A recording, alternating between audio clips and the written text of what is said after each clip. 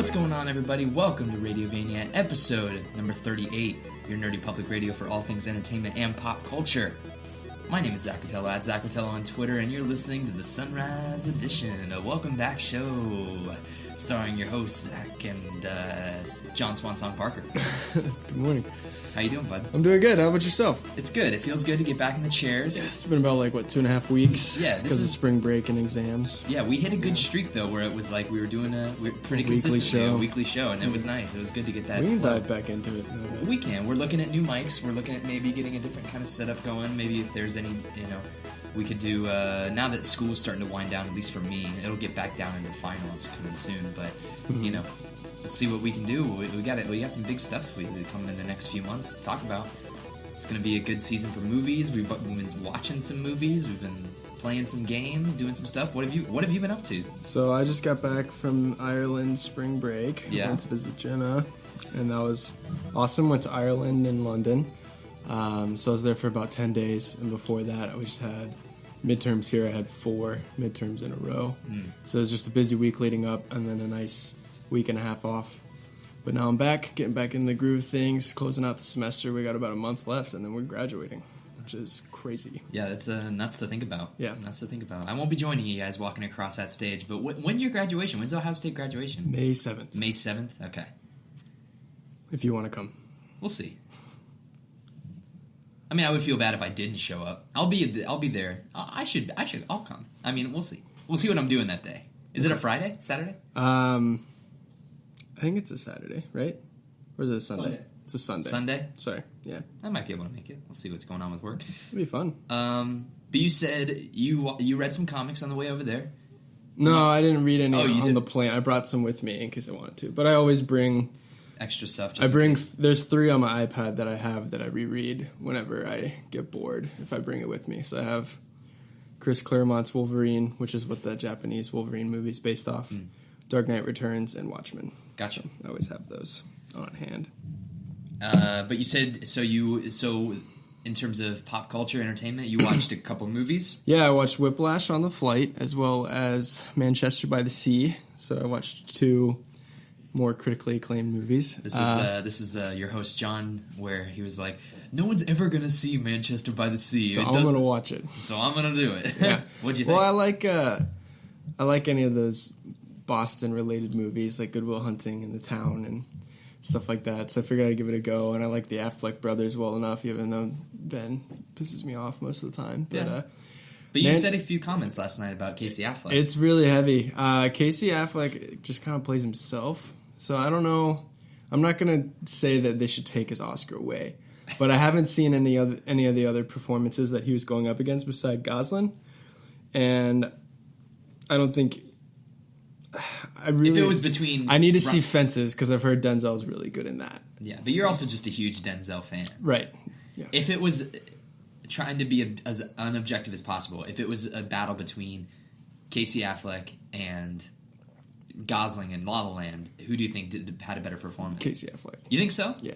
Even though he's just playing himself? Yeah. It's a good role. It's just... he doesn't do a lot of talking and stuff like that, so most of his acting's very facial. Body language and facial. Okay. It's a heartbreaking story, though. It was 9. Yeah, I've heard it's a tear fest. It was 9:30 a.m. London time, and I started it on it's the chair screen, so I'm watching it right next to my face. Lady next to you is like, excuse me, I need to go to the bathroom. You're like, yeah, there's an encounter between Casey Affleck and Michelle Williams towards the end of the movie, she was also nominated for Best Supporting Actress. For the same movie? For Manchester, yeah. So they had an actor, a supporting actor, and a supporting actress nod. And the supporting actor, I think his name's Lucas Edwards, maybe? Was it the kid? The kid who he's the legal guardian for is phenomenal. Really? Yeah, he's fantastic. He was my favorite part of the movie. But anyway, this confrontation that they have, I was just sitting there, and this lady was sitting next to me, and I just started rolling tears, and she just looked over, and she's just probably look at this pussy. It was good. I would give it only a 7 out of 10 though, because it could get boring. It starts out really slow. It's a straight drama. It's not. It's a well-written movie, though, so that screenwriting award, well-deserved. I think was well-deserved from Lonergan. And, I mean, Affleck was great, but you should see it for yourself to kind of judge it on your own. But I'll see it. Like I said, he doesn't do a lot of talking, so... I've got to get some time in. I've got to set the goals for myself in terms of wanting to watch movies, because it's just so easy now for me. With the Switch, I can just play, and we'll talk about that in a minute. I can just sit on my couch and do that and kind of just, have a movie on and kind of not... but I was listening to a podcast this week, and I almost got Arrival accidentally spoiled for me. That was another option. And I turned that volume knob way down, and I was like, no, because that's on my list. I took a pause between watching Manchester and Whiplash to read for a little bit because I don't want to watch the screen the whole time. Yeah. But the flight was long enough that I could have watched 3 movies, and Arrival was the one that I was going to watch after Whiplash, but I ran out of time. Gotcha. And I don't want to watch half of it and then have to get off the plane. So they're like right about to do the big reveal at the end, and you're like, now exiting plane row 4. Dang it. But Whiplash was awesome. J.K. Simmons is great in that movie. If you haven't seen it yet, have you? I've not seen it yet. We should watch it. I'd like to. I like Damien. I mean, if La La Land is any indicator, and people have said that last night that Whiplash is better than La La Land. I said I like it better. I didn't say that it's better. Oh. Yeah. I said I like it better. Really? Yeah. Fascinating. Whiplash is like La La Land's dark, brooding older brother who like listens to heavy metal music, whereas La La Land's like the one who's doing like stage plays and stuff like that, Gotcha. I don't know if that's like a common metaphor, but I like the metaphor. I'm starting it now. I don't know. Something about the Miles Teller's awesome in it. J.K. Simmons is awesome in it, and the girl who plays Supergirl's in it from the TV shows. Have you watched any of Supergirl? No. Not either. But I've seen her shown up in like The Flash before. Gotcha. Yeah. So I platinumed Horizon while we were on our break.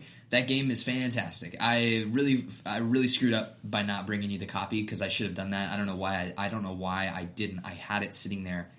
I was going to bring it because now my time is preoccupied with Zelda, but man, Horizon is a great game. Maybe it's definitely the best exclusive since Uncharted 4, and I'd say it's damn near that quality. I'd say it's a few steps short just because we don't have the Nathan Drake Sully relationship with Aloy yet. Like, she's just such a new character. But man, in terms of open world RPGs, Horizon does so much right, and that platinum is so fun. Like, the trophy list is really good. It was never frustrating. You earn most of the trophies organically, so that way it was one of the only games in recent memory that I can remember where I got the final trophy, the platinum, when I beat the end of the story. So, like, the credits rolled and I got the platinum because I just accomplished everything I needed to accomplish.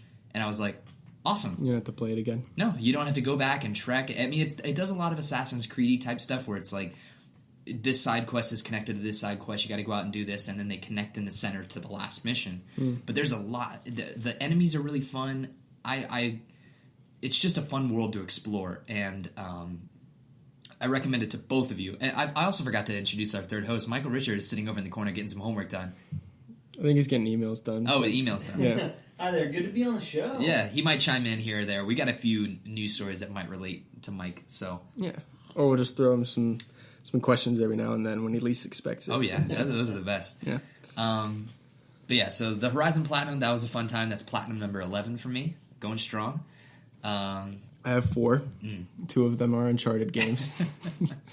How's The Last of Us Platy coming?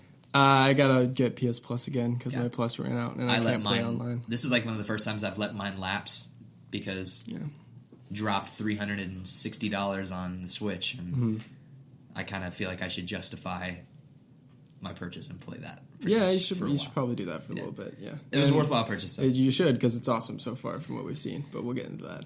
Well, we're getting to it right now before we get into the news. Wow. So Segue. I had been, as from the shows we had known the last time, I've gone through a little bit of a spiritual awakening. Would you say you were switched onto the Switch? So, as of the last show, I was pretty down on it. I wasn't like super excited about it. Zelda looked great. The reviews were coming out, and it was getting 10s and 9s and universally, critical acclaim. And then I went over to a friend's house in downtown Cincinnati. Shout out to Andy Holzman and Aaron Matthews. What up, Andy? I had no idea that both of them ended up finding a Switch day one. Like, they just both found one. Like, Andy found it at a random Meijer, just called, and they had one left. He drove and picked it up. And Aaron picked it up at, like, a Toys R Us or something on the day one, on the release day, and just walked in and grabbed one.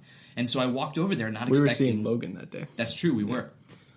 I walked in not expecting to see, not expecting to see them playing Switch. And when I got the chance to sit down and hold it and look at Zelda in person and kind of like feel the controls, you instantly had to have it. It is. I mean, it's one of those like it brought me back to when I was like 12 or 13, and I had like that. Ever on the playground and someone hands you a toy, or they had like a Bionicle that you didn't have. Bionicle, what a throwback! All right, wait, pause. Favorite Bionicle? Oh, I don't remember the names, but I like the one. I like the one that rolled up into the ball. You know what I'm saying? Like, it kind of looked like a Droideka. Yeah, those are the bad guys. The next set is like the Rakashi or whatever, and they were like the. So you guys like the bad guys? With the spears. Oh yeah, I was Toa all day. Original Toa set. I had all 7. I think there was 7, right? Or 6? No, it was 6 of them. I had all of them in the first set. My first one was the black one with the claws who digs. And so you just spin that gear, and he's like... I have that movie on D. That's one of the first DVDs I ever bought was Bionicle. My favorite was the blue one, though. With like the Aqua mask. Who, like, the movie came out, and I didn't know she was a girl. And I was like, oh, man, like... And then, I was like 7 or 8 at the time, and I was like, my favorite one's been a girl this whole time. I was like... Oh, no. Okay. I was like... It was just, like when you never wanted to play... with the Princess Leia toy or something like that. Oh, that's not true. That's how it was for a little while, but this is delving into an area that I didn't want to go. And now look at you. You got Batgirl figures and Catwoman. And you're... Love the ladies. Oh, I love the ladies. Yeah. When given the choice in a video game, I always play as the girl. Really? Oh, yeah. I think that an Elena playable thing would be cool for Uncharted. We're going to get to play as Chloe. She's one of my favorite characters. I actually like every character in Uncharted. Same. There's not a character I dislike. Except for the Navarro, or whatever, the villain from the first one. He was kind of stupid. He was like, you didn't know he was coming. He just doesn't do anything.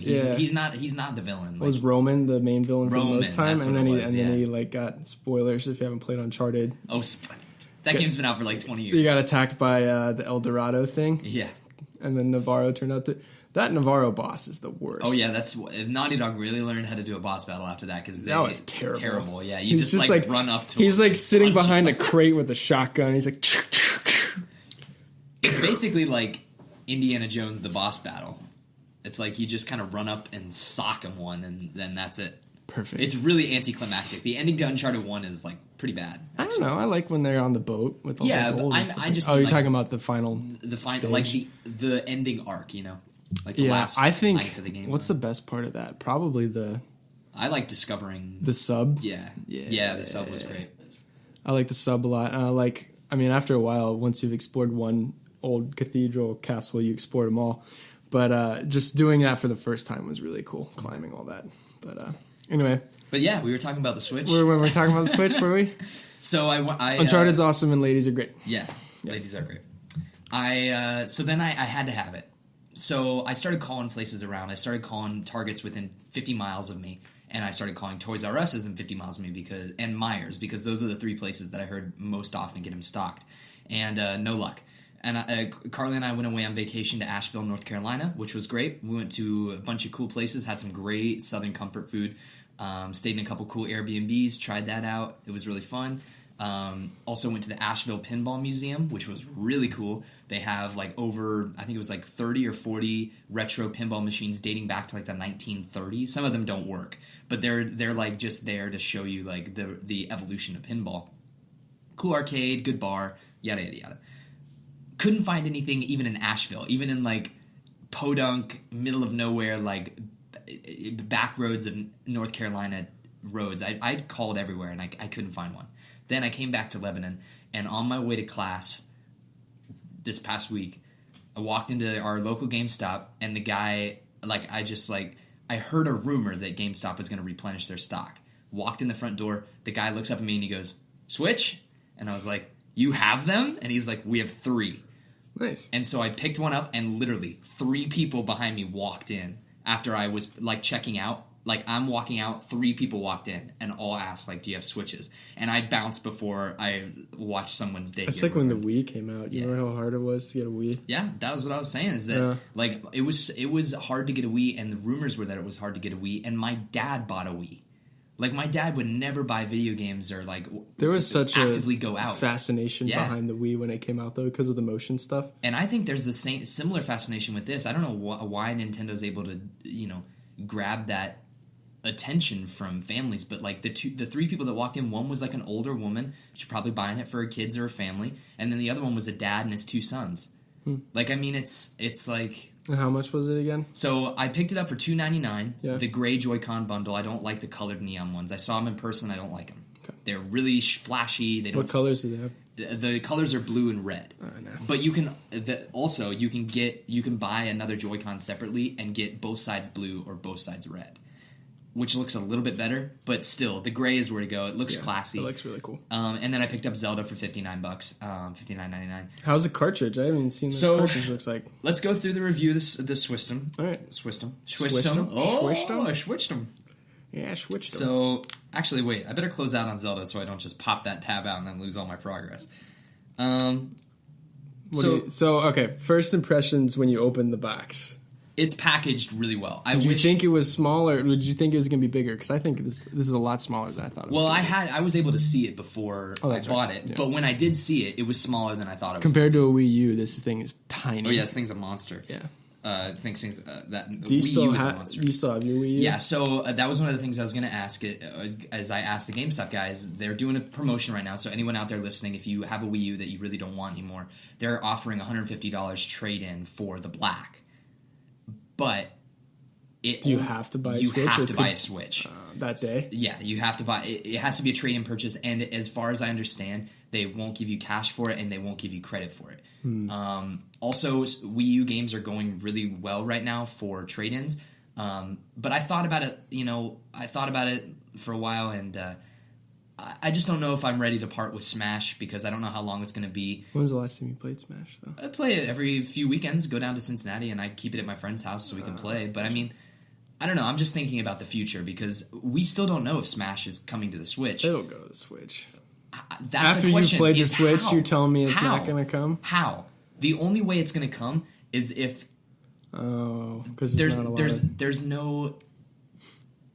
no way, and they've not announced. You can't plug the. You can plug the GameCube adapter in, but that means we're gonna That's for a controller. Yeah, I know, but it also worries me that I don't know. And then everybody brings their Joy-Cons for the other 4, and you could play an 8-player game. That's true. I think it'd work.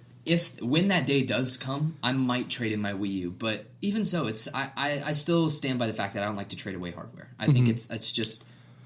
I think what I want to do, silly move. And now that I've seen you play it, and it looks really cool. I'm not going to get it anytime soon because budget's a little thin right now still. Yeah, this was my birthday present to myself. I just had to. I was like, this is a month early, but I've got to. I could definitely see myself playing Wind Waker on the Wii U, and then playing Twilight Princess on the Wii U, and then trading mine in. Because I like Smash 2, but enough people have it that I could go play it somewhere else. Yeah. Because I do not. Mine's in a box in my closet right now. I don't even have it plugged in. Sure. My Wii U. So yeah, I mean, if I can get a decent amount of money towards a console that I think I might like better, which so far I do because it doesn't have a stupid gamepad. And we'll also see about the first party support. The rumors are is this thing sold really well its first few weeks. I mean, like really, really well. It's sold out everywhere, which is obvious, but it's also doing really well in Europe, which it makes me happy because.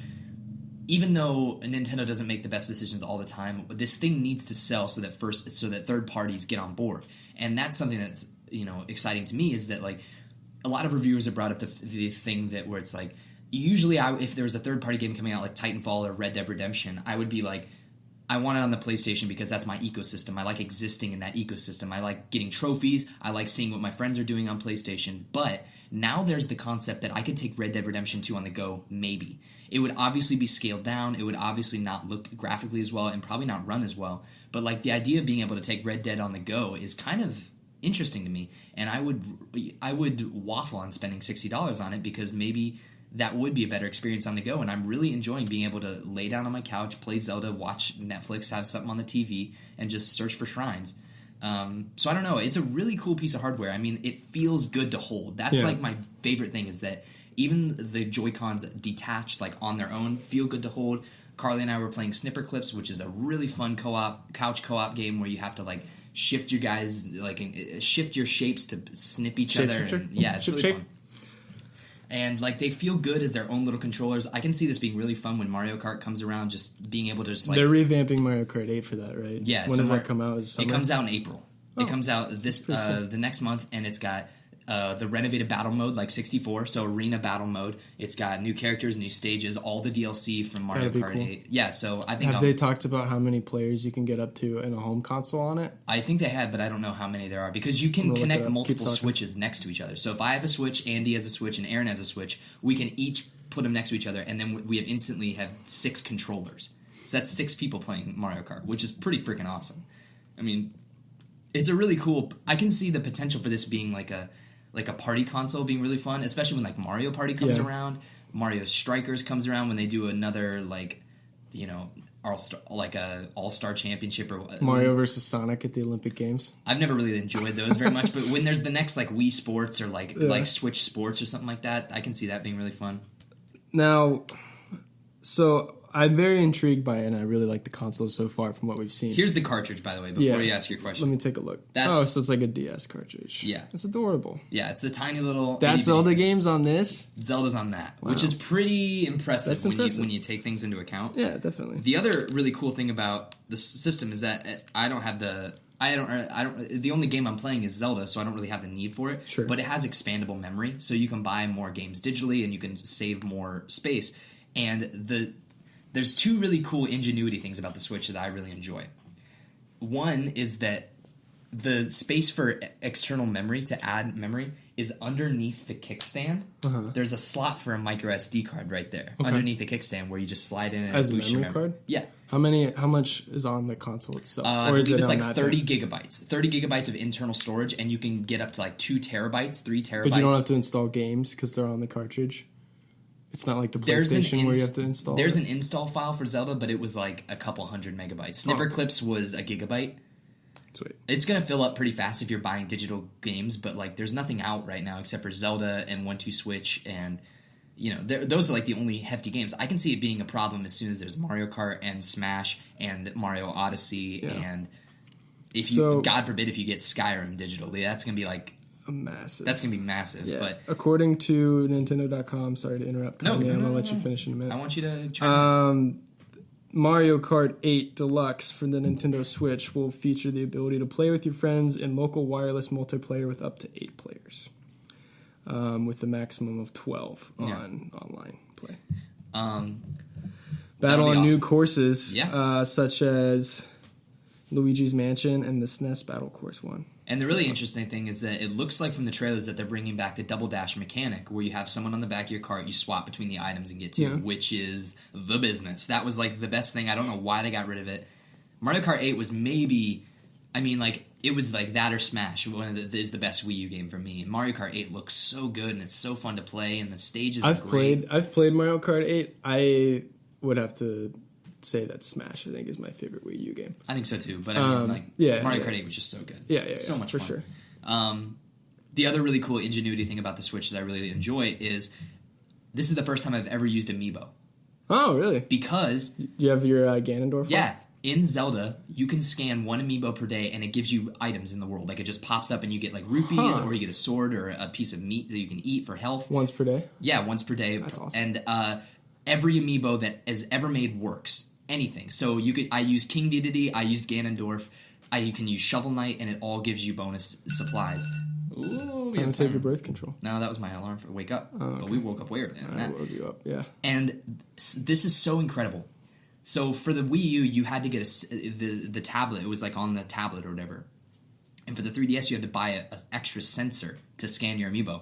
The Amiibo scanner is in the right thumbstick. Oh, that's kind of cool. They just built it into the thumbstick. So you just put Ganon on there, and it instantly snaps into the world, and you get a treasure chest. Nice. It's really cool. So the Amiibo outlasted the Disney Infinity figures. And honestly, like, I'm considering buying some of the Switch Zelda Amiibos because they give you better... There's the Guardians that you can get, where they're the giant things with like the mechanized arms. You can get Yeah, Zelda. have you fought one of those yet?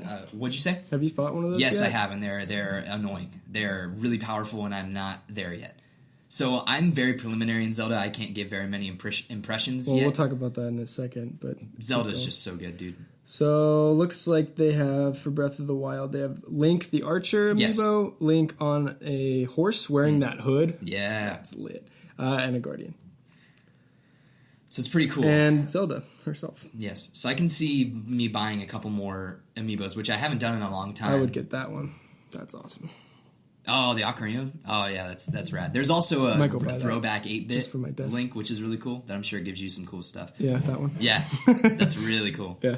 But yeah, so early impressions of Zelda, yeah, it's great. I mean, it's magical. It's reminding me... Yeah, so we played a little bit last night. Mostly watched Zach play, but I got to play around on it for a little bit with this is the Joy-Con controller. Yeah, so this is the Joy-Con grip. There's a little bit of tech in this thing as far as I'm concerned. Yeah, you snap them on there, and then you can play the thing while it's in the tablet mode. Okay.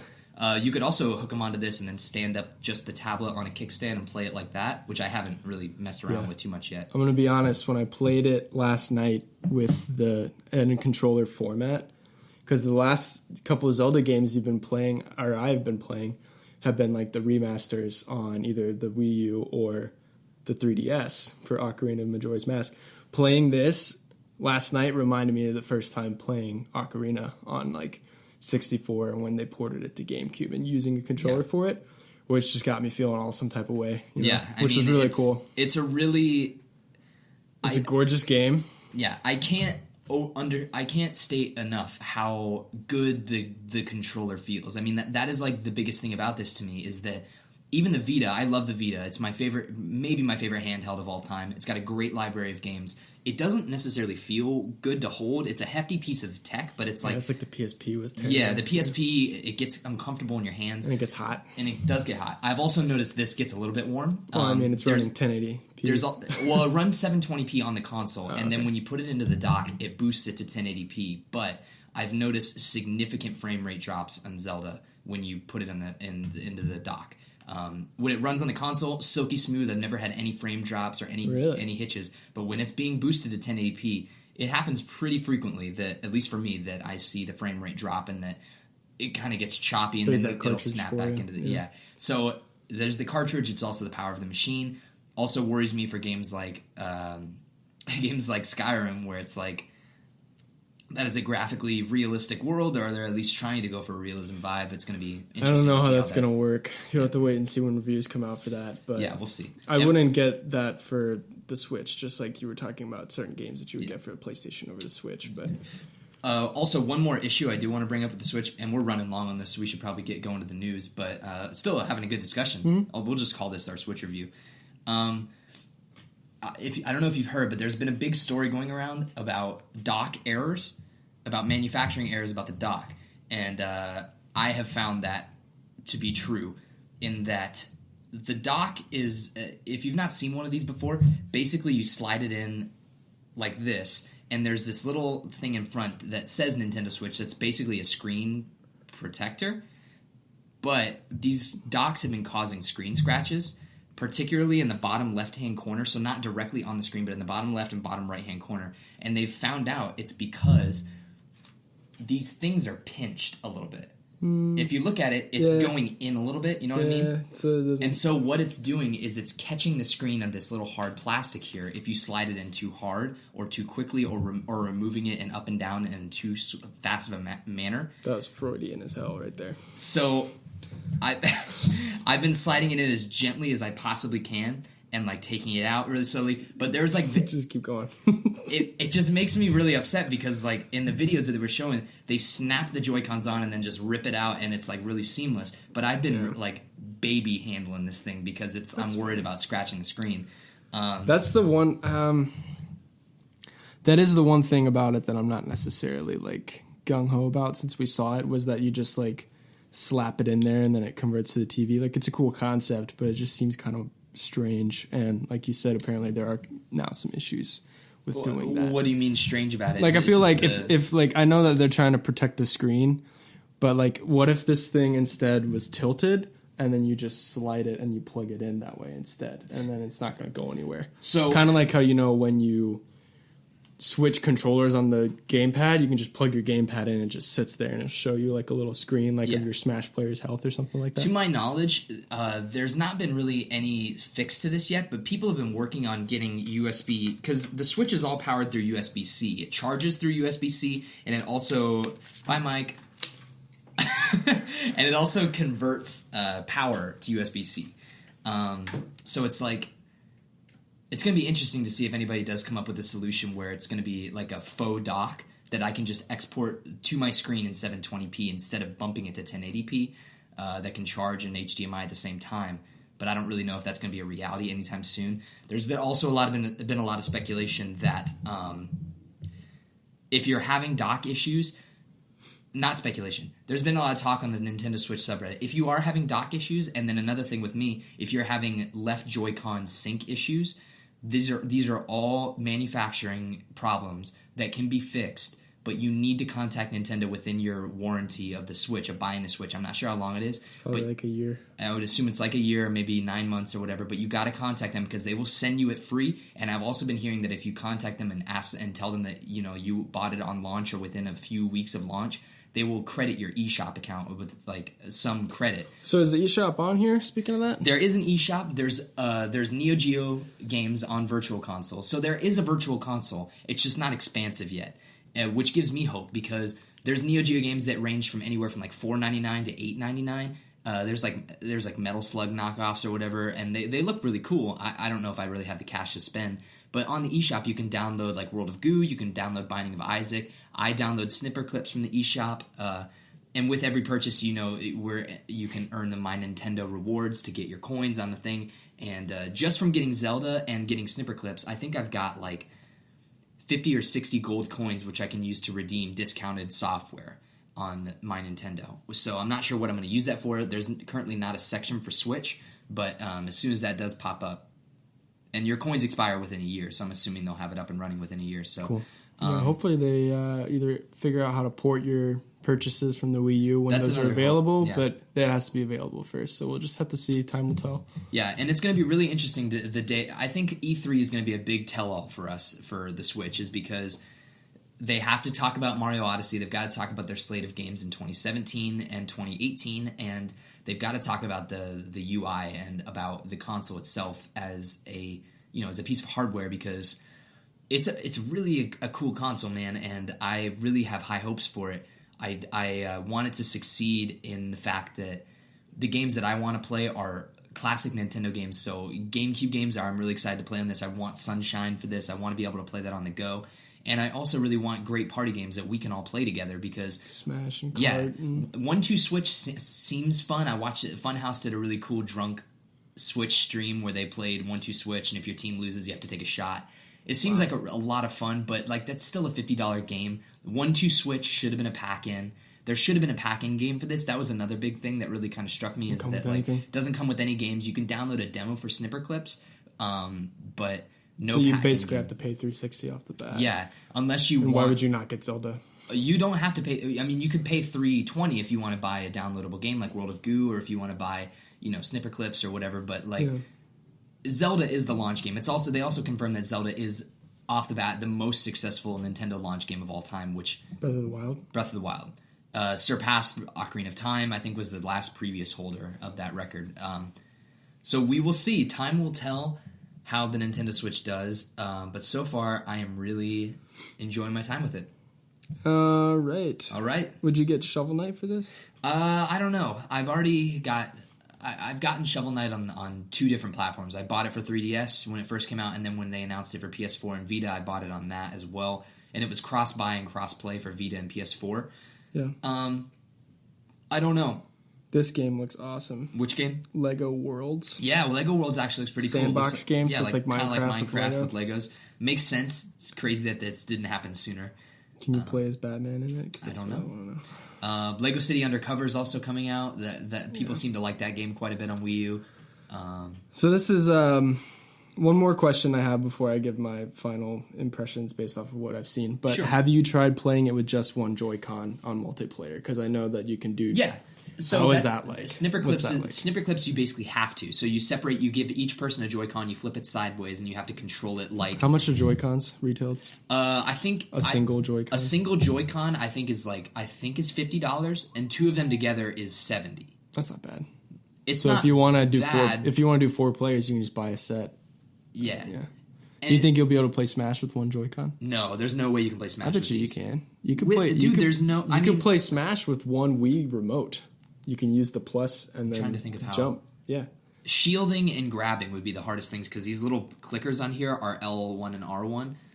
That's going to be tricky to do, but I mean, It's possible. I guess you're right. You could do Smash on this. It's going to be way easier to do the games like Mario Kart with this because basically you just need to steer and you need to be able to drive and shoot items. But it's like Smash is so many complicated different buttons, and I'm going to miss a C stick for sure if I'm playing with this. Cause Oh, I mean, I would never play with one Joy-Con. I want a GameCube port. I want that thing that I bought for my Wii U to be able to work with this. And that's I the can thing just is plug that that in and keep using these GameCube controllers. there are only 2 USBs. Right, but that's all you need for the GameCube thing. Yeah, and that has 4 outs. So it is a possibility that the GameCube controller could make its way over. It would be exactly like the Wii U because you plug that in and you get 4 GameCube controllers and then you connect 2 Joy-Cons, that's 2 more, or a couple of these things. Well, the interesting thing would be is that they've said Pro multiple controller times, will probably connect to it eventually, right? there is a Pro controller for the Switch, which Yeah. I've heard is sexy. But one of the things that they haven't really talked about yet is 3DS connection to the Switch. They're not ending the 3DS anytime soon. They said they want to keep it going for at least a little bit. As they longer. should. It's a solid console. I wish that they would just put everyone on this because it. I Luigi's want Mansion on that would be a lot of fun. Pokemon on this, dude. Pokemon on this. is a game of the demonic. They need to get off the multiple console thing.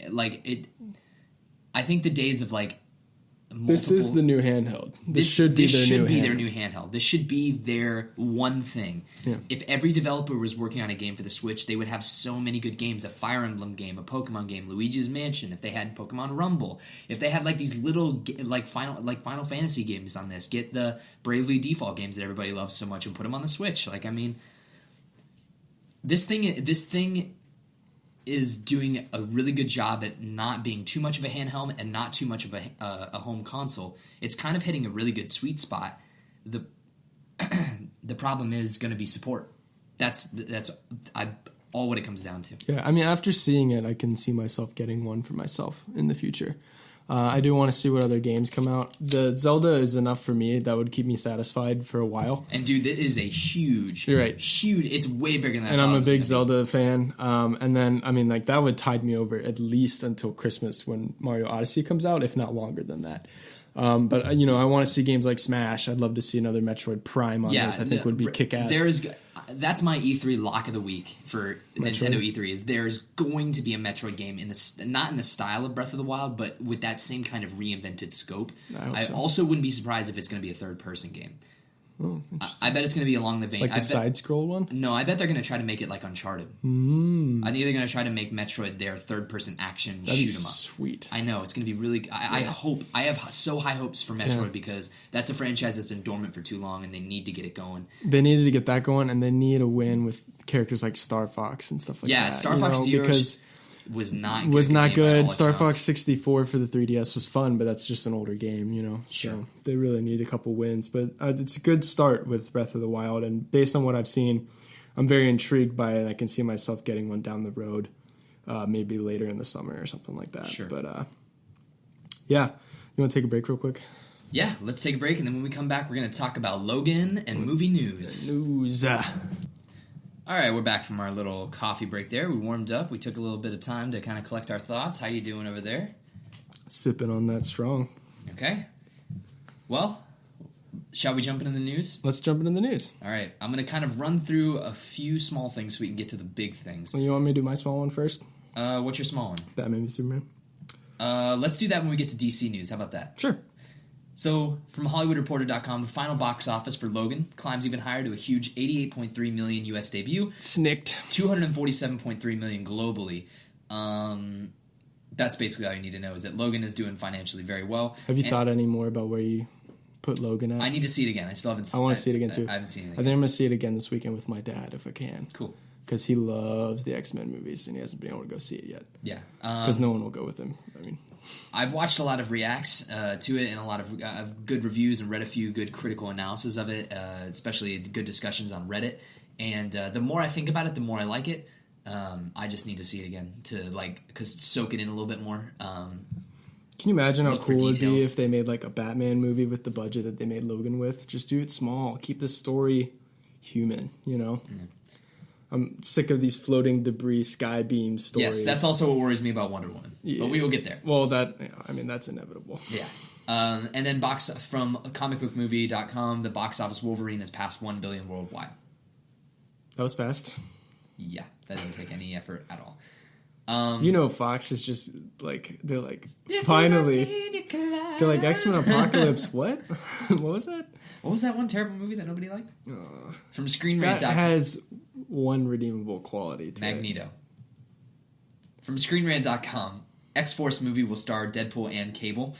Thanks to a leaked proof-of-concept video, 20th Century Fox's hand was forced to bring Ryan Reynolds' version of Deadpool to life. Lucky for them, Deadpool wasn't just a really good movie, it's the highest-grossing X-Men film to date, and the top-earning R-rated film of all time. This makes the impending start of production and eventual release of Deadpool 2 a no-brainer, and Reynolds already teased the future in the film's post-credits scene by revealing Cable was joining the sequel. Not only will Cable star in Deadpool 2, he is also figured to be a large part of the planned X-Force movie. As he is a traditional leader in the comics and being a fan-favorite character, his casting is very important to the continued success of the universe. Reportedly, Stranger Things' David Harbour tested for Cable in Deadpool 2. Let's go! I know, but regardless of which actor is cast, they better not get sick of working with Ryan Reynolds. That would be awesome. Give me Deadpool and David Harbour in a movie together, working together, doing whatever they can. You take my money. Yeah. Take my money and run. That's a great idea. He's definitely going to be in it because in that teaser, when he's in the phone, the spoilers, when he's in the phone booth, it says Nathan Summers on the side of the phone booth written in a Sharpie, and that's who Cable is. That's Cable? Yeah. Do you know who Cable? Do you know anything about Cable? We've talked about it. When you learned in me on one of the shows about... Cable is the time-traveling bounty hunter. He's the son of Scott Summers, who aka Cyclops, or a distant ancestor or something like that. But that casting, perfect.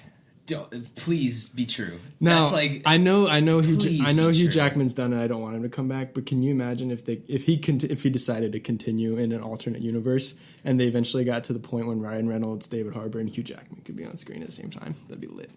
I don't want him to come back. I mean, no, I don't either. But I like that Logan is his finale. I like that Patrick Stewart publicly said that he's done with X-Men. Like, he had his ride. He's happy about the way that his story arc ended, and I'd agree. I think it would be a total, like, if Logan was the goodwill move, the opposite of that, the antithesis of a goodwill move would be to just be like, oh, they're back. Antithesis. That's the word I was looking for. I thought about it too for a second. I was like, wait, I messed up. That's not right. From Collider.com, the Venom movie lands a 2018 release date at Sony. Looks like Sony's putting the fast track on their Venom movie. Last year, we learned the studio was putting the wheels back on in motion on their long-developed cinematic spin-off for the iconic Spider-Man villain. Now, per exhibitor relations, Sony has added the film to their release calendar for October 5th, 2018. There's not much else to say about this, but I want to get your opinion. Do you think this is still a good idea? Because this was going on at the time of the Andrew Garfield movies where they were like, we want to do a Venom solo movie.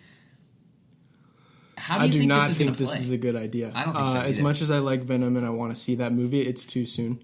That is only a year and a half after your first Spider-Man movie, and you're already branching out and doing other characters. It's like announcing a Nightwing movie when you haven't even made your Batman movie yet. Which they did. They have. And we don't know, a big part of it is that we don't know how good SpiderMan Homecoming is going to be. Right. And here's the thing. Here's the problem that I have with this is the Black Suit Spider-Man saga is a great comic story arc, and based on what they've done with Tom Holland's Spider-Man, they could do it justice. Unlike, I know we like Spider-Man 3 for reasons that no one else does, but they could do it justice the way it's supposed to be with the black suit with the big white spider on it and stuff like that. But if they're jumping ahead and doing Venom off the bat, then I don't think they're going to do that story. And also that means you have to introduce Eddie Brock now in Homecoming, which means that they're already introducing new Spider-Man, Spider-Man's friend, Aunt May, Mary Jane, Liz, whatever. You got Michael Keaton's in there and Tony Stark's in there, and then now you're introducing Venom too. It's getting a little loaded. Well, if this rumor is true and that it is coming out next year, my thoughts are that the trailer just must be cut in a way so that we don't see Brock because he's in that movie and that's the side story. Like if the main story is, I know, but if the main story is Spider-Man versus Vulture, the side story is going to be Eddie Brock setting up that character, that when you do a Venom movie, it's just him. The problem is that who are you casting? Who do we like this character? You're banking. Maybe they did a screen test and found an actor that could really pull it off, and they're like, "Yeah, we want to just go forward on this." Does a solo Venom movie have him fighting Spider-Man? I'm sure he makes a cameo. That's weird though. Like, what's a solo Venom movie going to be about? Know. His life, I guess. His transformation. Currently, Venom's in Guardians of the Galaxy, so they're not going to do that, like in the comics. So no, I don't know what they're doing. I don't think this is a good idea. I really wanted to see the symbiotic suit saga where I wanted them to do that page for page from the book with Tom Holland. I think that would have been fantastic. But they have their own agenda, so it'll probably be Venom and the Hulk fighting or something like that. And Rocket shows up. We have to remember, though, that Civil War and, as far as we know, SpiderMan Homecoming have had significant Marvel Cinematic Universe ties. We don't know of what the deal extends beyond that, do we? Because I don't think it's every Spider-Man universe film Sony has the MCU. rights. Yeah, because Sony still owns the rights to those films. Sony will be producing this movie, though. It'll be like they're making with Homecoming. So Sony can put whatever, according to whatever this deal is, which I don't know what it is, they at least have access to all the Spider-Man people. So I don't know if it's going to be like a Venom versus Kingpin type thing, if they're going to bring in Spider-Man as a side character, even though he's only had one movie. It seems a little too soon. Yeah, it's rushed. And I really wanted to see him as a sole villain in a different movie as opposed to a side Venom movie first. But whatever. We'll see. Rumors and speculation. Take all this with a grain of salt. They're going to keep chugging. They're going to try. Yeah. Okay. DC Films reportedly open to making an R-rated superhero movie following Logan and Deadpool's success. Good one. Yeah. Well, it appears as if Warner Brothers will be among them, as the Wrap reports that a well-placed insider at Warner Bros. DC Films division has told them that when it comes to whether or not they'll make an R-rated superhero movie, their answer is, quote, 100% yes, with the right characters, end quote. So they're going to do it with Aquaman, right? I don't know. I don't think so. Yeah. Someone on comicbookmovie.com writes, it's easy to imagine a movie like Black Adam or Lobo heading in this direction, but given what little we know about them right now. They also say an R-rated version of the Batman would be no bad thing. Here's my take on this, as I'm sure many people would also mirror. Just because Logan and Deadpool did it doesn't mean everyone should do it, and they did it for the right reasons. Deadpool's character makes sense for an R-rated movie because he's crude and lewd and says those kind of things. Logan makes sense for an R-rated movie because it's claws on his hands. Ultra-violent. Does it make sense for anybody else? That's the question we should ask. It's not, does it make sense because it's going to bring in more people? Like, what are you going to do with an R-rated Batman movie that you didn't do in a PG-13 Dark Knight? They're going to do what they did with the uncut version of BVS. You show people getting massacred, and you have Affleck dropping F-bombs because he likes to do that, like that. At that point, you're just playing to the strength of what an R-rated movie is, which means that it draws people who don't want to sit in a film with kids. And I like that. I like seeing R-rated movies because they're usually more real and more dramatic and more... Unless you bring your 4 kids to see Logan. Exactly. I've seen multiple theaters that I've gone to see after Logan where there's little signs on the thing that says Logan has been rated yada yada yada for yada yada yada, and you shouldn't bring your kids to see this, but people are still apparently doing it because they're like, oh, it's a Wolverine movie. It'll be fine. It's not. It's not fine. It's not. So what happens? So what happens? It's a phenomenon. So I don't know. I don't know. DC's they're falling down this bad rabbit hole. They need to get out. They need some help. I have a theory. Stop it. Get some help. I have a theory. Okay. This is me projecting into the future. Wonder Woman doesn't do as well as they'd like. No. Justice League comes out. It's also bad. It's cool to watch all those heroes on screen at the same time, but it's not good. Okay. Aquaman will be the last DCEU movie that comes out because they've already started production on that. That's a bold claim. Everything else that movie? they've planned, they can't get a director or a writer for. So Aquaman will be the end of the DCEU, and then they will reboot it with Matt Reeves' Batman. Well, we'll see about that. And they're going to recast, and Affleck's going to be done after Justice League. The Batman, unlikely to begin production until 2018. Ben Affleck announces rehab stint for alcohol addiction. Now, we don't want to make light of any of this, but we have to bring it up. Here's his quote. Quote, I have completed treatment for alcohol addiction, something I've dealt with in the past and will continue to confront. I want to live life to the fullest and be the best father I can be. I want my kids to know there's no shame in getting help when you need it, and to be a source of strength for anyone out there who needs help but is afraid to take the first step. I'm lucky to have the love of my family and friends, including my co-parent Jen, who has supported me and cared for our kids as I've done the work I've set out to do. This is the first of many steps taken towards a positive recovery. Do you think this has anything to do with him dropping out of being director?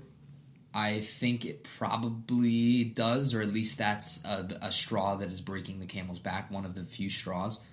Justin Kroll on Twitter, I don't know who this guy is, but he's verified, tweets, hearing Matt Reeves contracted to work on Apes till at least end of June, so production on Batman likely not starting until 2018. Also means any casting rumors you hear are likely BS, seeing that he won't have time to meet with any talent until at least July. I don't think that the guy will be playing Deathstroke anymore either. And they don't have a script. So that means Deathstroke might not even be a villain in this Batman movie, which is causing me to believe that clearly this has some part to play in it from what I can understand. But Affleck being Batman mixed with his alcohol addiction has not been it's not been good for him at all. He clearly was very frustrated with the concept of carrying the popularity of the character.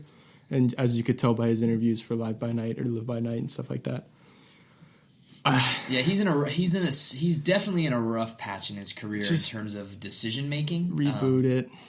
I thought for sure when Gone Girl came out that was going to be the restarting of his dramatic acting career. Oh, I watched that over spring break too. What do you think? I liked it. It's good. It's a really creepy, messed up movie. It's creepy. It's a good movie. It's just really uncomfortable. I didn't like anybody besides the detective in that movie. They're all terrible people. Yeah, everyone's just terrible to each other. It's like Game of Thrones, the drama. Yeah. Also want to bring up this quote from Hans Zimmer. This is being passed around. You can go to inverse.com and read the whole article. It was posted about a week ago, and it's a really interesting article with Hans Zimmer talking about his career and his spanning, and he's what he's done for movies and for soundtracks and what he personally loves, and I thought it was a really great read.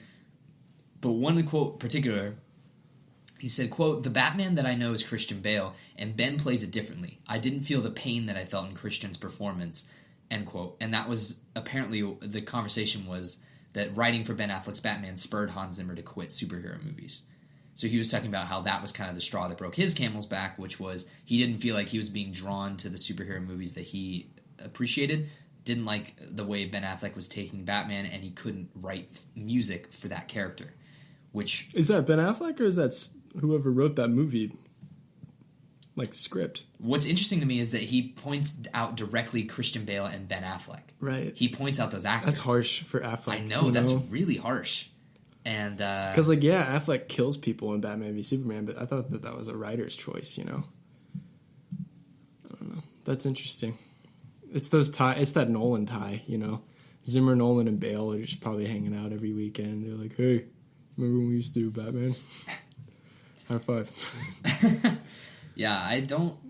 And he liked scoring Man of Steel because that's one of his best soundtracks, I'd say. So, wow. Man of Steel is a fantastic soundtrack. Oh yeah, that's harsh on Affleck.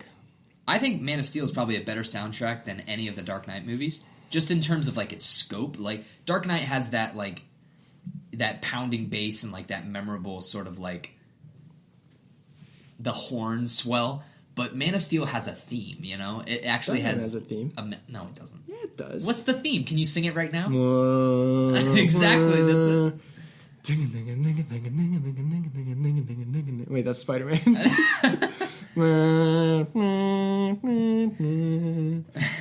Batman's got a lot of good songs in it. I would disagree. I would say that the Batman Begins and Dark Knight soundtrack are better than Man of Steel. It's a good one. It's good. It's a great one. It's really good. I like the John Williams song better, though.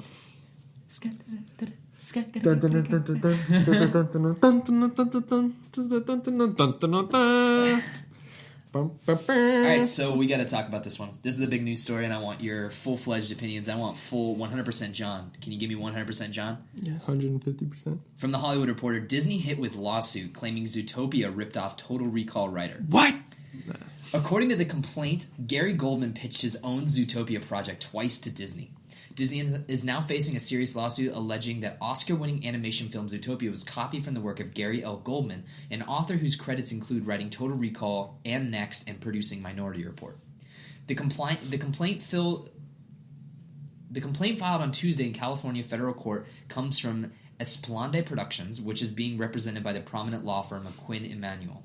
It opens by quoting Zootopia Brian Howard as saying, quote, "Don't worry if you feel like you're copying something, because if it comes through you, it's going to filter through you and you're going to bring your own unique perspective to it," end quote. In the lawsuit, Disney is alleged to have a track record of ripping off work including The Lion King, Toy Story, Monsters, Inc., Up, Inside Out, and more. Quote, "They did it with Zootopia too when they copied Gary L. Goldman's Zootopia," end quote, states the complaint. Quote, "Twice in 2000 and in 2009, Goldman, on behalf of Esplanade, pitched defendants his Zootopia franchise, which included a live-action component called Looney and an animation component called Zootopia. He provided a treatment, a synopsis, character descriptions, character illustrations, and other materials. He even produced a title for the franchise called Zootopia. Instead of lawfully acquiring Goldman's work, defendants said they were not interested in producing it and sent him on his way. Thereafter, consistent with their culture of unauthorized copying, defendants copied Goldman's work. They copied Goldman's themes, settings, plots, characters, and dialogue, some virtually verbatim. The complaint even illustrates alleged copying of artwork. According to the complaint, Goldman has worked with Disney before. In 2007, he is said to have been hired to write a screenplay called Blaze, based on a Stan Lee comic.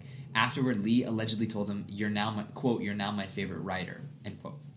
As for Zootopia, a film about a bunny who moves to a big city and unravels a conspiracy with the aid of a con artist Oscar-winning Zootopia. The lawsuit claims that its source is unmistakable, given Goldman's detailed work offering descriptions about characters and other elements.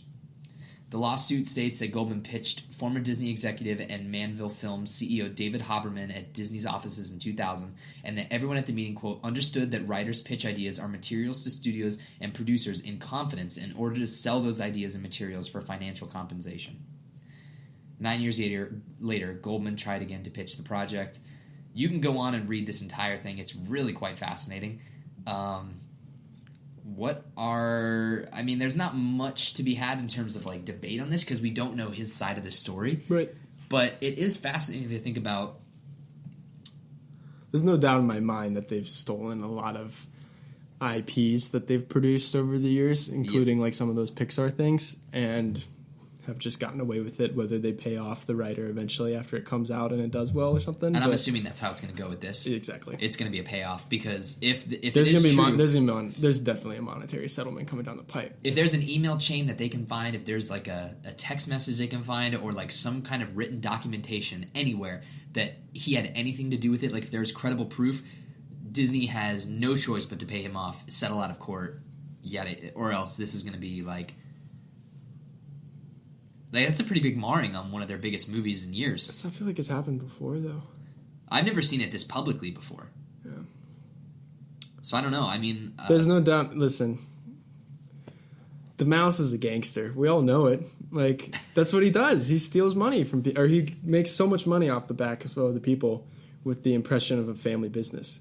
That's just how they... That's how they do things. You know, that's how they've done it since Michael Eisner took over after Walt Disney died. It sucks for this guy. I mean, obviously, we don't know every side of the story. If it's true, I'm sure he's not the first person that's come to turn... Oh, no. Or this has happened to. I mean, there's a famous Simpsons episode that if Michael was here, he could comment about, but he left to go do Michael things. There's like a famous Simpsons episode back in the day from like season 4 back in like the 1990s talking about how there was a character who had his characters ripped off by Itchy and Scratchy, like in their main thing or whatever. This has been a problem forever. Like... companies stealing IP and passing them off of their own by giving slight alterations or slightly changing the names just to be able to fit within the realms of trademark or copyright. It's the name of Zootopia that is the issue. That's the big thing, is that like if this guy actually did pitch a movie with the film name Zootopia, like that's a serious hit. I mean, like this guy could be compensated with so much money. Like they made over $1 billion on this movie at the box office, though, so I'm sure they can afford it. It's just how much is this guy willing to take? How much is this guy willing to take to settle this thing? Like, I think if you come out and you make a statement saying that it was this guy's idea, if it was this guy's idea, you do something like that and then you settle monetarily, I don't see why you can't just put it behind you and move on. Everybody wins. It's true, but it is. I mean, Hollywood politics are just different. How much would you have gotten paid for your idea in the first place? You know. Well, it depends on if he was credited as like story consultant or something like that, or if he had a job throughout the production of Zootopia. That would be a huge thing. I mean, that's like an annual salary. Then that's proceeds from the film. Like, I mean, I think he would. That's a lot of money. Originally, they would have just bought the story from him and have somebody else write the movie. Yeah, but usually people that pitch ideas can be story consultants. Like that could be a whole It's like it's their world, so they're being confronted about like the property. So I don't know. That's just something I don't know, and I don't. We'll see. But yeah, it's going to be interesting to see how this all goes down. Yeah. Just a few days ago, it was reported that Warner Brothers was working on a reboot of sci-fi franchise The Matrix, with Zach Penn, Ready Player One, X-Men: The Last Stand, and talks to write the script.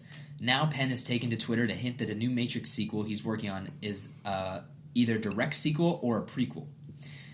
This comes from superherohype.com. Quote, "All I can say at this point is no one could or should reboot The Matrix," Penn wrote.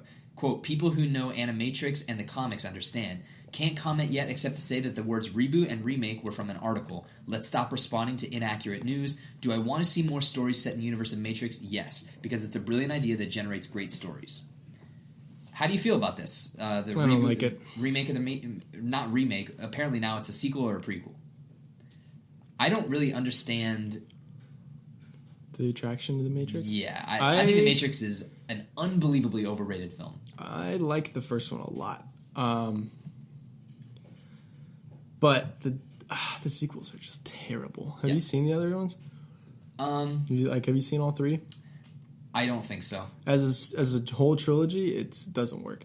As one movie or one-off, I think it was a great idea, and it's a good movie. But I think that is a very 1990s, early 2000s film that should stay that way. I can't see it doing well in today's market. So I don't know. I don't like it. Yeah, I don't like it enough either to want more of it. Yeah, this is so like an uninteresting announcement to me. But the internet was freaking out when this was, because people were like, "Don't touch the Matrix. The Matrix is sacred. Don't mess with it." And it's like, dude, you had one like kind of good movie and then two kind of not very good movies. Two terrible movies. Yeah, like spoiler alert: everybody's dead except for Morpheus. So how are you going to make a sequel without Keanu Reeves? I don't know. And that's another big thing, is that Keanu's riding this hype train right now. He's doing really well with John Wick, and he's like kind of having a resurgence in action films. How are you going to make a reboot, a Matrix movie, and not have him in it? So it's got to be a prequel. They got to cash in on his success as whatever. It can't be a prequel though, because he goes into the Matrix in the first movie. So you're going to have a prequel where he's working in an office the whole time? That sounds terrible. I think if you're going to do a prequel, you're going to do it about the agents, and you get Hugo Weaving back, and you do it about him. See, that I could get down on. It's like just Hugo Weaving being cool in the movie. I would pay $9. You could do him and Lawrence Fishburne. Yeah, so I don't know. I think what he says is true, is that there are plenty of ideas. Do we need them? No. No, not at all. Do we need any of these reboots and remakes that are happening? No. Some of them. Some of them are cool. Like, do I think a Blade Runner sequel is a good idea? Yes. I think so, yes. After seeing that trailer, yes. I think Gosling's going to be good. Harrison Ford's going to be good. And who is it? Denis Villeneuve is directing it, right? The guy with great visual styles, that guy. I think it'll be cool. I'm also starting to warm up to Ghost in the Shell. I've heard it's previewing really well. It's probably not going to make very much money, but it's going to be a cult classic, which I can get down with because I like those. I wish they'd make more money, but like a cool action movie with ScarJo is set in like Neo Tokyo sounds like a fun time to me. I don't know. We'll see. A couple more stories to run through before we close this sucker out and do some comic shop talk. Sure. Indiana Jones 5 is officially happening. Will arrive in 2019. July 19th, 2019, to be precise. We discussed this briefly. We don't need to. The only thing they've confirmed is Spielberg and Harrison, right? We've not gotten a director, no writers. Spielberg is only producing it. He's not directing it. I thought he'd direct Maybe it. he is directing. He's directed the other 4. Okay, then I guess Spielberg is directing. Yeah, I don't Forget see how. that. I don't think he'd let anybody else direct it, nor do I think Harrison would let anybody else direct him as Indiana Jones. Good call. They have him and Frank Marshall's producing it because he's the one who's been doing all like the we won't let anybody but Harrison play Indiana Jones, and it's like You can't. no, but doesn't a part of you want to see that character be kind of like James Bond-esque, where you can have other actors fill him in and expand stories? Because when you only do Harrison, you can only go forward in time, whereas if you have multiple actors playing him, you can stay in that World War II time period and do multiple stories. It's the same thing with Han Solo that worries me, is that like I think Han Solo's going to be fine. I think Han Solo's going to be a fine And movie. I bet you that kid's going to be Indiana Jones next. He's just going to be Harrison Ford. I mean, if that is the case, I think that's a good idea to do that, because I said for a long time that was like the best idea, is to make whoever's young Han Solo be Indiana Jones in the next movie. I don't know. I don't know where they're going to go with it. I think it's got to be the end, right? It's got to be this one. It's got to be like the finale, and then maybe in 10 If you years, go we Logan can do out Indiana with this, Jones. then that's fine. Sure. From NME.com, Sir Ian McKellen to reprise role of Gandalf in new one-man show. I've heard about this. Sir Ian McKellen Batman fell. Returned to the role of Gandalf the Grey once again for a one-man show. The celebrated veteran actor became synonymous with the wizard character following the film adaptations, blah, blah, blah, blah. McKellen will reprise his acclaimed role in a new one-man theater production in London entitled Shakespeare, Tolkien, Others and You. Set to be directed by Park Theatre's artistic director, Jez Bond, McKellen will revisit some of his greatest acting roles, including Gandalf and Macbeth, over the course of 9 performances in July. Nice. This sounds rad. It sounds so good. I would totally go see that. This is going to be in London, Shakespeare Theatre. I don't know. It's going to be in July, so We won't be able to take some time off to go see that. You know, use our private Radiovania jet to go fly over there and see. You can go wherever you like. From Polygon.com, another Uncharted game from Naughty Dog is unlikely. Studio Good. says. Uncharted: The Lost Legacy, the upcoming Uncharted side story starring Chloe Frazer and Nadine Ross, will almost certainly be the final entry in the franchise from developer Naughty Dog, the studio said in an interview with Game Informer. Bullshit! The adventures of series hero Nathan Drake concluded in last year's Uncharted 4: Thief's End, but Naughty Dog is following up the acclaimed game with a standalone title featuring the game's strongest female characters not named Elena Fisher. I know, it's pretty funny. That's stupid. Naughty Dog developing The Lost Legacy itself, and the game will likely wrap up the Uncharted franchise for good, at least as far as Naughty Dog is concerned. Quote, I would say that Naughty Dog is doing an Uncharted after this is unlikely. Studio Cove president Evan Wells told Game Informer. Quote, I would never say never, but we got The Last of Us Part 2 on our plates, and there's so much other stuff after that we want to explore. End quote. New IPs. New IPs. Yeah, I second that, agree, but I also agree that this is this is not the last Uncharted game. Nope. Uncharted will be back in 10 years or however long, but And I don't, the more I think about it, if this Lost Legacy is good, I don't mind them doing Uncharted games that don't feature Nathan Drake and like are just like the adventure-esque style games with new characters, or like a Charlie, whatever his last name is, game. Like little games like that, or a Victor Sullivan game or something. Like, that's fine. Yeah, I don't know. I wouldn't mind Samuel Drake being the sole feature of an Uncharted game, and you can do stuff with him, But yeah, I agree. I don't think it's the last one. There's no way. That's like them saying they're not going to make another Star Wars movie. Yeah, I know. It's not going to happen. This is one of Sony's most profitable and most successful franchises, next to The Last of Us, next to God of War, next to now Horizon as being one of the highest. Bandicoot. Crash Bandicoot is up there too, but that's not a Sony franchise anymore. I mean, it was, but that remake is going to be huge, no doubt about it. That's going to be huge. Huge. Also, another thing I kind of wish I could play on the Switch, but trophies. Got to get those trophies. What are you going to do? What are you going to do? Ukulele coming to the Switch. That might be cool. Yeah, that actually looked really good. Yeah, I mean, I love the original Banjo-Tooie, so it'd be cool to have it's going to be interesting, the spiritual sequel. Given the ending of Uncharted 4, light spoilers ahead, I can see them taking that direction with that character in a few years. Do Tomb Raider type thing? Yes. Hell yeah. And I can really dig that. I liked the way that they set up that character and the way that they kind of played off each other and her vibe, or like, his or her vibe. With like an older father. Possibly, yeah. Hanging out every now and then. Grandpa Sully giving advice. Oh my god. So, now I want that more than anything. I know. So I don't know. Uncharted's not dead, for sure. It's just going to be a while. Yeah. From Deadline.com, Aquaman's Jason Momoa to star, Brad Payton to direct Just Cause film based on the popular video game. Feature film based on the popular Square Enix video game Just Cause is getting closer to reality, and plans are to make a big screen franchise from it. Jason Momoa is going to play the characters. Signed on, Brad Payton has stepped in to helm the feature film from a screenplay by John Cawley, who wrote Master and Commander: The Far Side of the World. Really? Both Momoa and Payton have worked together before Talk on about Netflix's tonal Frontier. shift. Have you seen Master and Commander? No. Really? No. You like Russell Crowe. You like that movie. Okay. That's a gorgeous movie. Payton directed Warner Brothers' San Andreas, starring The Rock, which ended up at a global box office of $473.9 million. I could see Just Cause being like that. Yeah. So I don't know. Michael seemed pretty excited about this one. I like Jason Momoa a lot. And I actually... They're definitely trying to cash in on I him. have a theory, and I think this is going to be out there. Okay. But because the DCEU the bar is so low, I think Aquaman might be our favorite DCEU movie when it comes out.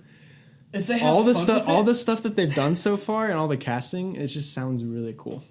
And I like James Wan a lot as a director. So, and Aquaman's such a low profile hero that I don't think they're gonna like put as much weight on it as like a Wonder Woman or a Batman.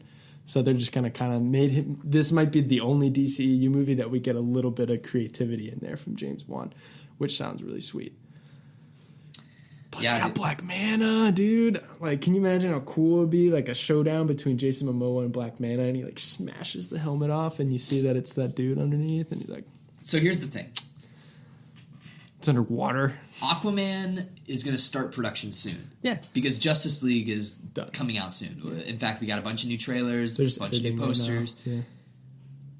I think the way the DC has set these movies up is that they're setting themselves up to give themselves no wiggle room. Because when we do see Momoa in Justice League, we're going to see how that character is going to act and feel in his own solo movie. There's not really any time for the public. It's like a beta. It's like it's like releasing a game. Like Destiny 2 is going to come out this year, right? It's like them releasing a beta a month before the game comes out, and then when people have their opinions about it, there's no room to correct it. I think that if Aquaman sucks in Justice League, he's going to suck in his own movie. I don't think he's gonna suck. You know he's gonna suck in Justice League Cyborg? and Flash. Yeah. Oh, yeah. I don't like Ezra Miller as Flash. I like Gal Gadot a lot as Wonder Woman. They're probably going to mistreat her in her own movie and in Justice League, but she just, like, the way she embodies Wonder Woman is She's great. fun to watch. And I think Jason Momoa as Aquaman's going to be fine.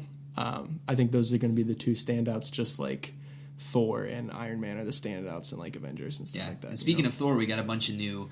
That magazine...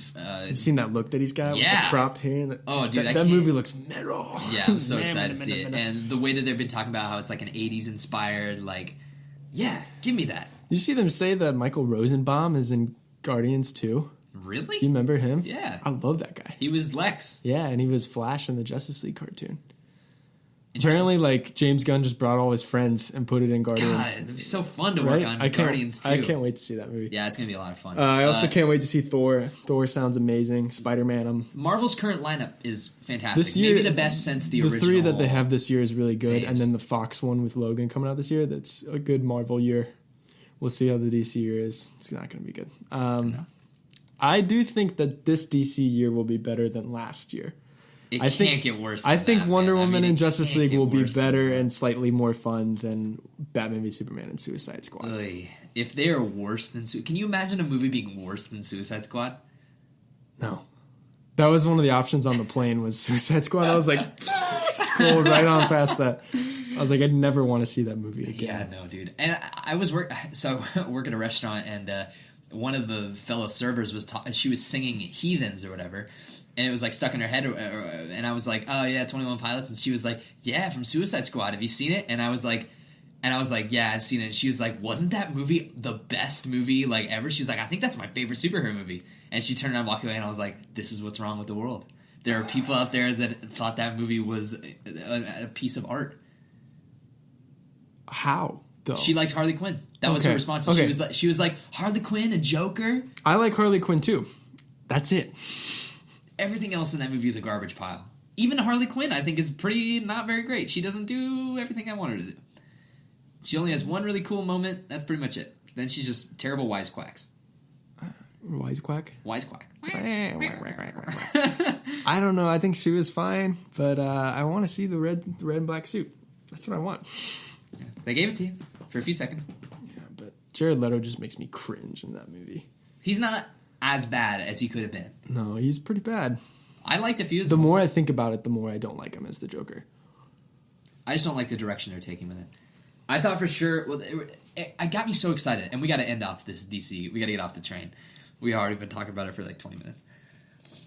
What I thought they were going to do, and what everyone was speculating they were going to do, and this was on Collider, this was on everything. This was on everything. IGN was talking about this. What would have been so smart is the ending of Suicide Squad. Like, Joker would have been the main bad guy, right? The Suicide Squad takes down Joker, and then real Joker walks in, and he's like, I've heard someone's been impersonating me. And that's the end of the movie. That would have been great. They still can do that in another movie. I hope they do. They're waiting too long. They're waiting too long. And now another thing is that solo Batman movie has to be Joker. It has to be Joker because they can't afford on holding off that villain for 4 more movies. It'll be a new Joker and a new Batman. And this is my theory. You ready? Theory time. Okay, I was actually just reading this before. So, you remember me talking to you about and we can segue into Comic Shop with this. Yeah. You remember me talking about at the end of Justice League and right before Rebirth that they said that there's 3 Jokers? You remember that? Kind of. Okay. Apparently there's 3 Jokers, not 1. There's 3. So, they're trying to figure out who's which. I could see them doing that and taking that into like the film, where Jared Leto is one of the 3 Jokers, but he's not the Joker.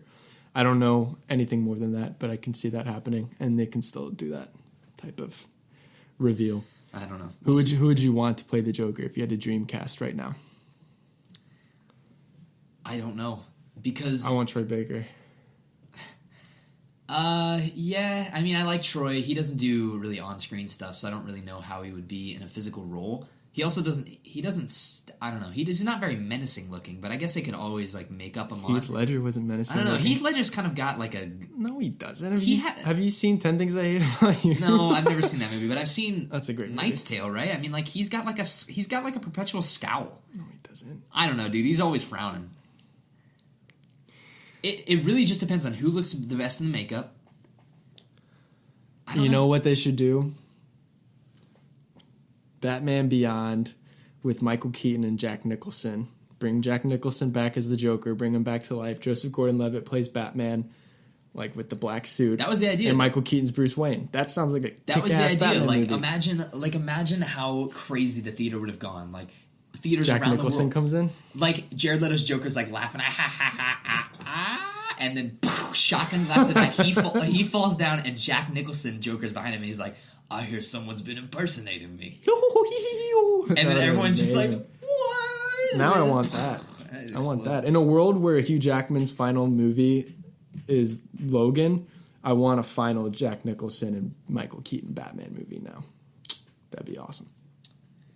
Anything is possible if these movies are bad, because they're still going to rake in the dough, which is unfortunate. Speak with your wallets, which is also unfortunate because I want to go see him. But that Batman Beyond movie sounds pretty good. These have to fail for that to happen, though. I don't. Never mind. We got to get off this train. Yeah. Choo-choo, it's leaving the station. We'll talk about that later. All right, hit me with Comic Book Shop Talk. Yeah. So let's do some news first before I do my reviews of the stuff that I've been reading. Sure. There's been in the works. They've been teasing it. There's a huge Batman story coming out this summer. It is entitled. This was released this past week on Jim Lee's Instagram account because he posted what the cover is going to be. So later in the summer, Scott Snyder, James Tynion IV, and Jim Lee, Andy Kubert, and John Romita Jr. are putting out a 2-part crossover event in June and July called Dark Days. First part being Dark Days The Forge, and then Dark Days The Casting. 2 one-shots that will lead into a major event that Scott Snyder has been building towards for years, which everyone is speculating is the reuniting of him and Greg Capullo, who did that big Batman run. Cool. Scott Snyder has tweeted out that he has been working on this story that he started at the beginning of his Batman run all through the New 52, and he's been building towards in his All-Star Batman run and Rebirth. And apparently this is kicking off the thing. But anyway, here's Jim Lee's cover that came out. Ooh, that's cool. With so is it Batman like in right a there. dystopian sort of? No one knows, but that's what I think. Batman But anyway, Zero Dawn. So this is it's gonna be a 2-parter, and then it's gonna lead into some big crossover event featuring probably Batman, since it's Scott Snyder and Greg Capullo. Yeah, sounds awesome. So that's one of the big news that came out for comics this week. And then moving on to some of my reviews recently. You remember before we left for spring break, I was talking about that Superman Reborn was a crossover that was starting. And I gave you my review of the first issue. It was in Superman 18. The crossover features 18, Action Comics 957, Superman 19, and then Action Comics 976.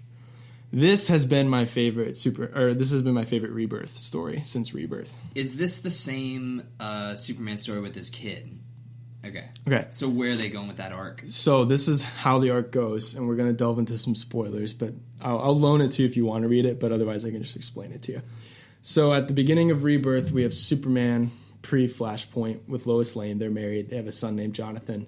And then the New 52 Superman's dead, but then there's this weird guy who's also Clark Kent walking around. So there's like this weird thing going on where they're trying to figure out who Clark Kent is because he doesn't remember being Superman.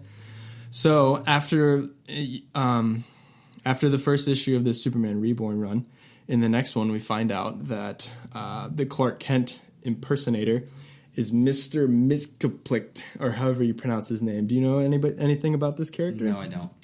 He is a Superman character that's been around since 1944, created by Jerry Siegel. It's this little imp guy from the Fifth Dimension. He is a real throwback Superman villain whose power is magic, because Superman's only weakness besides kryptonite is magic. So they're going deep cut Superman villain on this. And apparently this guy, I'm going to call him Mr. M because I can't pronounce his name, has been a prisoner of some higher entity power, Dr. Manhattan, and Ozymandias from Watchmen. And he's the guy that broke out of that prison. And so basically, long story short, this Reborn story is really good. It's been the best Rebirth written and art, I think, so far. And I'm a Batman guy, and I don't usually like Superman stories as much. But this has been really good. And they finally course-corrected everything. And they tied and combined New 52 Superman and this Superman together into one person. So now all of the alternate stories are one thing. And it's one continuity now. And the significance of this is in the last issue, they're talking about how Dr. Manhattan's going to be pissed about this. They don't call him Dr. Manhattan, but they just keep saying him, and he's going to be mad. They're reinforcing that Superman is the center of their universe. And this is the jumpstart to the Watchmen crossover. Because it's like, in Lost, in the end, when they're getting their memories back, and then they all meet up in the church and they go forward. Spoilers for Lost. Okay, yeah, but we did our Lost cast already. That's what this is like. So Superman was the first one that's going to do it. I have a feeling that other characters are going to start to get their New 52 and then pre-New 52 memories back together, and it's going to become one continuity. So the Rebirth. So this basically means that Rebirth is reestablishing their continuity line, because they said that the Rebirth title above every other titles is only going to last 2 years. So we're almost 1 year into it in May. So we're building towards that, and then they're starting it with Superman, which I thought was really cool. So it was a really good story. It's well written. Paul Dini does a little bit of it too. I'm a big Paul Dini fan, but so that was pretty neat. And going forward, I can see them doing more stories like this with Batman and Wonder Woman and Flash and So the Batman picture you showed me, the art, the dystopian looking one, would that be part of the Watchmen crossover or no? That's its own thing. It's possible. It's possible. They haven't said anything about it yet, but could see it. I think everything's leading towards Watchmen. They keep dropping little hints here and there. Cool. Whether it be showing a watch and then in a couple weeks we got that button thing that I was telling you about with Batman and Flash, yeah, and they're bringing in Flashpoint into that, and they're flattening everything out so that they have one continuity. Cool. Which I really like because it's been really confusing since Rebirth came out, and they finally fixed Superman in a really, really good way. And then other things that I've read have been Batman and Detective Comics, which is still fine. Batman and Banner are about to fight. It's taking forever, but they're about to fight. And then a Detective, Ra's al Ghul, is back in town with the League of Shadows. So what are the biggest new releases coming up in this coming week? So this week is actually an off week because it's the end of the month. Okay. So a lot of the big bi-weekly or the bi-monthly titles, like Batman is twice monthly and Superman's twice monthly, don't come out this week. Okay. So it's a lot of graphic novel, like trade paperback combinations are releasing this week. Otherwise, it's not really a whole lot going on. But then the beginning of April, we'll get a lot of that stuff right before. In April, we'll get the Button crossover, which is something to watch out for. We've already talked about that. And then apparently in all the titles that feature Superman, I'll probably start picking those up at least for the next 3 weeks or so, because they're all going to delve into what is to become of this reborn alignment that they've done in this 4-part crossover. So in Trinity, Superman Son, Superman Action Comics, it's all going to have him, because it's a pretty big deal that they finally, this is the first character that they've merged New 52 and Rebirth and pre-Rebirth with in like a very explicit way, and they're like straight up showing you. I'll have to show you, there's a beautiful 2-page art piece at the end of Reborn, and it shows all these classic Superman stories since like 1940 onward, and it shows the new continuity of Superman, and it's got Golden Age, Silver Age, Death of Superman, New 52 Superman, all this stuff, Lois and him getting married, and like all this, and they combined it, and it's finally one thing, which is really sweet. So they're finally doing some Lord's work. It's taken forever, but they're when all's said and done, and the next year is done, and Rebirth happened for 2 full years, and they have the big Watchmen crossover to end Rebirth, I can see it being really, really solid. Cool. And I think that this Superman Reborn, can't stress it enough, it's been the best comic book story that I've read since Scott Snyder's Batman in the New 52, because so far in Rebirth there hasn't been anything that's like really kind of jumping at it. Yeah, and it's like pulled on the emotional stuff, and it's reminding me of how fun some of these comics can be and stuff. So cool. Yeah, I'll show you when we get off the air, but right. It was good. So I would go check it out. Like I said, it's Superman 1819 and Action Comics 975 and 976. All Classic right. Superman story. Sounds like Rebirth is taking a turn. And our audience's opinions similar to yours?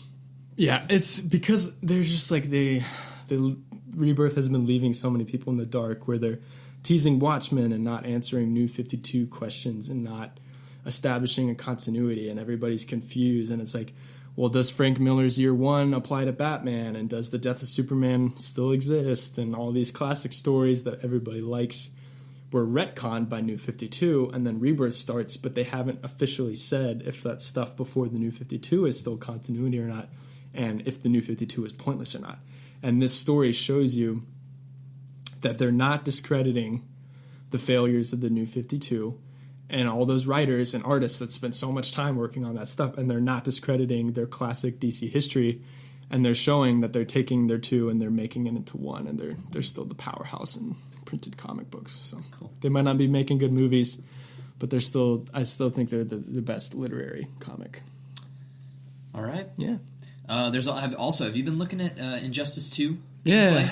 There's rumors that there's going to be some Rebirth skins for that. Cool. So that'll be kind of interesting. Yeah, that's another thing is Superman, his suit changed at the end of Reborn. He's got the red boots back.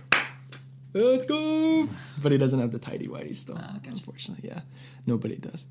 It's probably a good thing. I don't know, man. I kind of like the underoos. It's not very great. I like the underoos. Christopher Reeves pulled it off, and he did a good job. So Christopher Reeves. It's also Christopher Reeves. He's the best Superman. Yeah, I guess. Yeah, he's better than Henry Cavill. Come on. Yeah, Henry Cavill's not very... I mean, he's fine in Man of Steel. He looks like Superman. He definitely looks like Superman. Talks like Superman? I don't know. He's just like, whatever. We could do a Dat Cave, but I think it would be wise to just close the sucker out. It's almost an hour and a half. What is it? How long is it going to take to talk about? It's been 2.5 weeks. Might as well. Can we do 3 minute at Dat Cave? Yeah. Okay. Get ready, because this is a doozy, and and you're probably gonna be able to. This is what I wanted Michael for. Michael. Forget him. He's gone. He's gone. Go out there and see if you can find Michael. I'll vamp. La, la, la, la. I'm vamping. See if you can find Michael. So talking about the Switch right now, thinking about upcoming games for the Switch, holding it right now. We're talking about maybe 1-2 Switch, talking about that drinking game. Also, Superman R looked really, really fun, but the reviews are not as well as, they're not turning out as well as I would have liked. He's coming? All right, that's good. I can only vamp for so long. I just started talking about the Switch again. Keep vamping. We'll talk about stuff, too. Yeah, so our next topic is going to be a bit of a doozy, but it's something that we could have a nice discussion about. I don't know, so you watching that March Madness, getting that bracket? I'm looking forward to it. I hope that Florida makes the Final Four, and so does Butler, because by transitive property I have to root for Butler. Did you watch that USC Duke game? No. That was incredible, man. I was so happy for the Gamecocks. All right, Mike, we're gonna close the show out with a Dat Cave.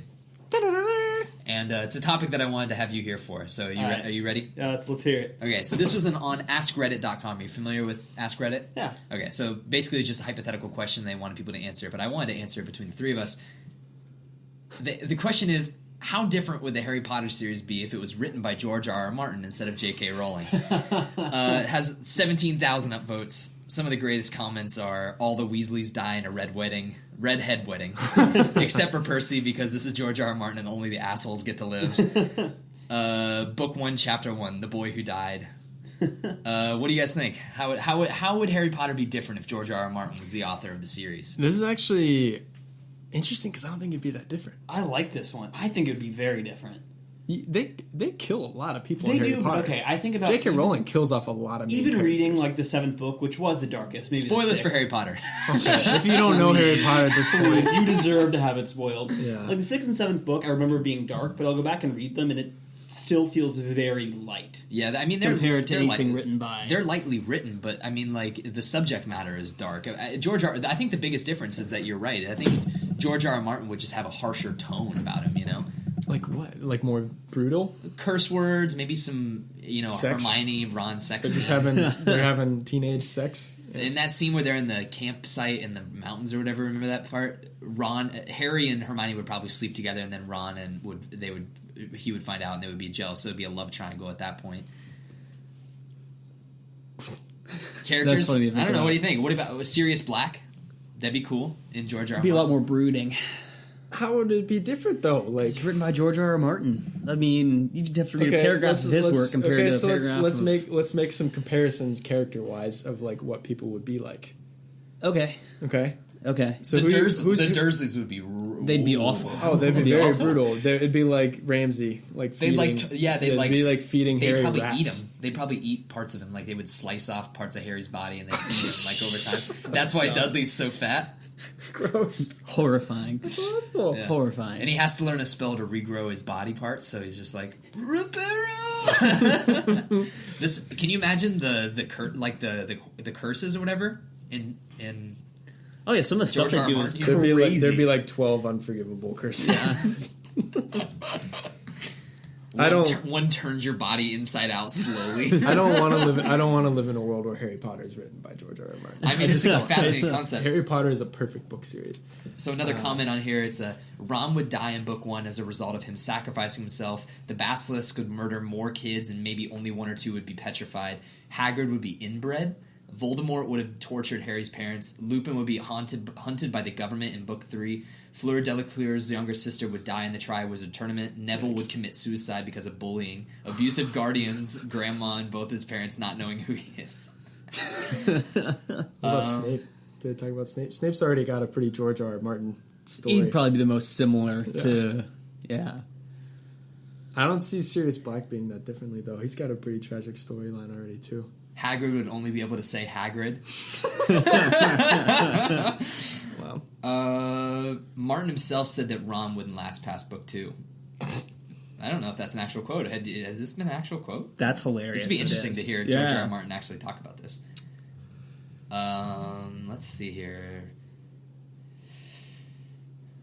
J plus L equals N. Neville was a secret Potter. Oh, that's kind of cool.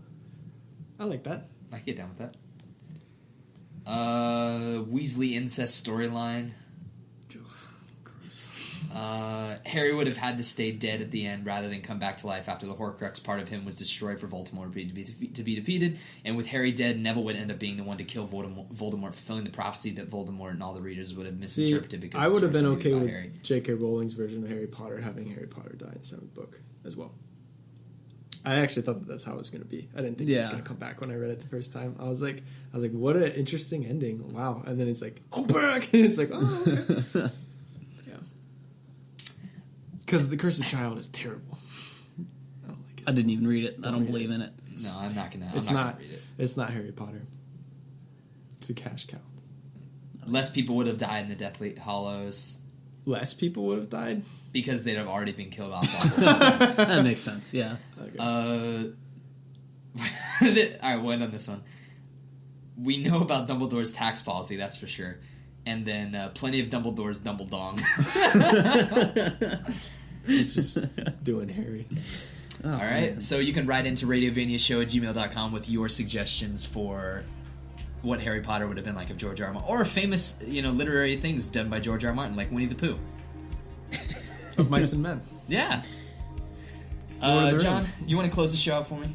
Yeah, so thanks for listening to this week's episode of Radio Vania. We got a lot covered in the time that we were here, but we had a lot to catch up on. So we thank you guys for listening, but if you want to, go to the YouTube channel and hit subscribe on that red button. We can get the address? Get some more. Where would they go to find that YouTube channel?